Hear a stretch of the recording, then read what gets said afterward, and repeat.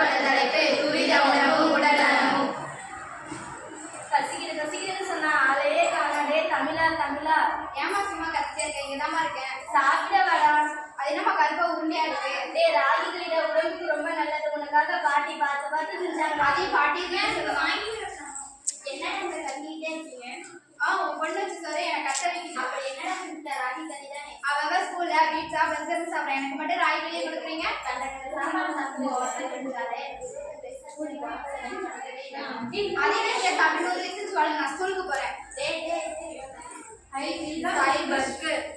எப்படி திங்கிறா பாருங்க. டே தானா திங்க வீணா போகலா. நம்ம சின்ன டீச்சர் கூப்பிடுறாங்கடா, டாக்டர் செக் பண்ணிருக்காங்க, வாடா போலாம். அடுத்து யார்? தமிழர் சொன்னியாப்பா. உடம்புல ஏதாச்சும் பிரச்சனை இருக்காப்பா? கண்ணை திற, நாக்கு நீட்டு, மூச்சை இழுத்து விடு. ஏன் காலையில இருந்து சோகமா இருக்கு? அச்சோ அப்படிலாம் இருக்கக்கூடாது. அடுத்து வீரமணி நீயாப்பா. எங்க பார்க்க போறீங்க? உடம்புல ஏதாச்சும் பிரச்சனை இருக்காப்பா? கண்ணை திற, நாக்கு நீட்டு, மூச்சை இழுத்து விடு.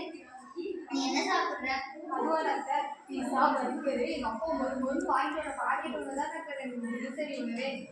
அதெல்லாம் சாப்பிடக்கூடாது. அதெல்லாம் சாப்பிட்டா கண்ணு கெட்டுரும், படுப்பு போயிடும். அதனால அதெல்லாம் சாப்பிடாத. தமிழ் நீங்க வாப்பா.